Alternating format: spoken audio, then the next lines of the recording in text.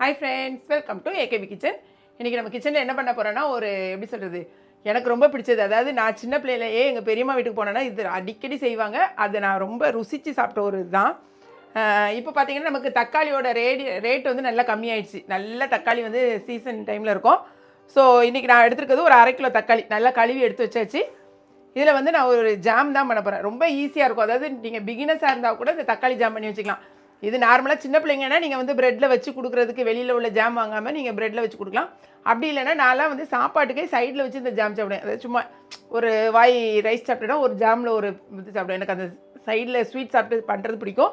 So அதுதான் நம்ம எப்படி பண்ண போகிறோன்னு பார்ப்போம். அதுக்கு ஃபஸ்ட்டில் வந்து இட்லி பாத்திரத்தை எடுத்துக்கோங்க, சரிங்களா? இட்லி பாத்திரத்தில் கொஞ்சமாக தண்ணி உள்ளே ஊற்றிருக்கேன். இந்த மாதிரி தண்ணி எடுத்துக்கோங்க. எடுத்துகிட்டு 2 ட்ரேயில் நம்ம இப்போ வச்சுக்கலாம்.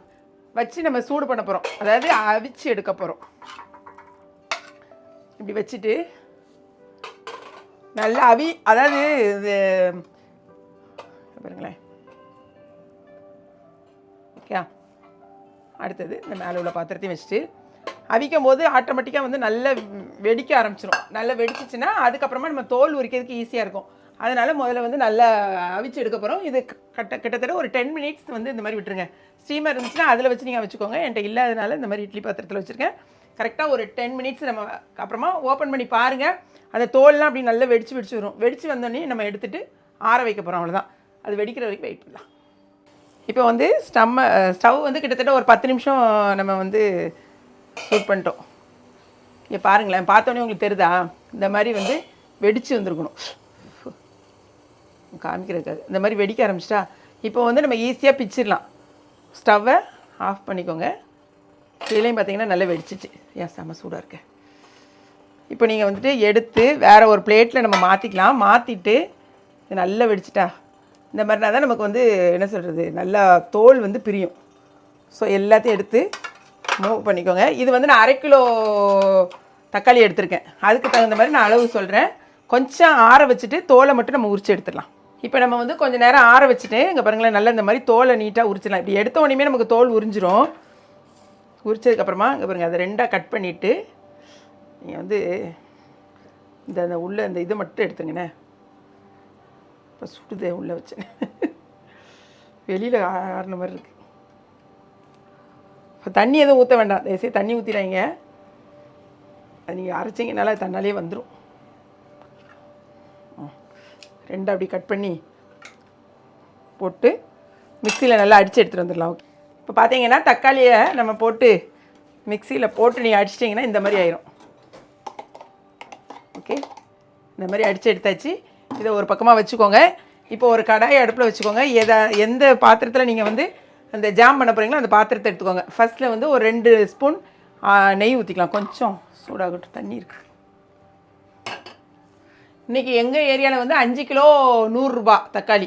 உங்கள் ஏரியாலலாம் என்ன ரேட்டுக்கு தக்காளி கொடுக்காங்கன்னு எனக்கு இதுவே வந்து ரொம்ப டெட் சீப்பாக தெரியுது. ஏன்னா ஒரு சில நேரத்தில் தக்காளி ரேட்டு பார்த்திங்கன்னா 50 ரூபா 60 ரூபாயெல்லாம் போயிருக்கு. ஸோ 5 கிலோ 100 ரூபாங்கிறது எங்களுக்கு ரொம்பவே சீப்பாக தெரிஞ்சு. நான் 1/2 கிலோவுக்கு கரெக்டாக ஒரு 2 ஸ்பூன் நெய் ஊற்றியாச்சு. நெய் வந்து மெல்ட் ஆனோடனே முந்திரி பருப்பு, ஓகேங்களா? முந்திரி பருப்பு போட்டு லைட்டாக ஒரு ப்ரௌன் கலர் ஆனோடனே முதல்ல எடுத்துக்கலாம். சூடாயிடுச்சு.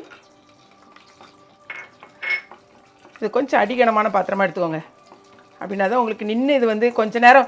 ஏன்னா இந்த இது பார்த்திங்கன்னா இப்படி தண்ணியாக இருக்குது. இது ஃபுல்லாக அந்த தண்ணிலாம் எவாப்ரேட் ஆகணும். அது வரைக்கும் நம்ம வந்து செய்யணும். அதனால் அடிகனமான பாத்திரமாக இருந்தால் நல்லாயிருக்கும். இந்த மாதிரி கோல்டன் ப்ரௌன் கலரில் லைட் ஆனோன்னு பாத்திரத்தை மாற்றிக்கோங்க. இது ஆக்சுவலாக பார்த்திங்கன்னா செய்கிறது ரொம்ப ஈஸி. பட் இந்த கொஞ்சம் டைம் எடுக்கும். ஏன்னா நம்ம வந்து ஃபுல்லாக அந்த தண்ணி மாதிரி இருக்கிறது நமக்கு வந்து கட்டியாகணும் பார்த்திங்களா, அதுக்கு தான் டைம் ஆகும். இப்போ நெய் அப்படி இருக்கட்டும். நல்லா ஸ்டவ்வை சிம் பண்ணிக்கோங்க. இல்லைன்னா முகத்தில் அடிச்சிடும். மெதுவாக கொஞ்சம் கொஞ்சமாக முதல்ல ஊற்றி பாருங்கள். பார்த்திங்கன்னா தூக்கி அடிக்கும். கொஞ்சம் தூக்கிக்கோங்கப்பா. அதனால் நிதானமாக நீங்கள் வந்து ஊற்றணும். கொஞ்சம் கொஞ்சமாக ஊற்றுனீங்கன்னா ஈஸியாக இருக்கும்.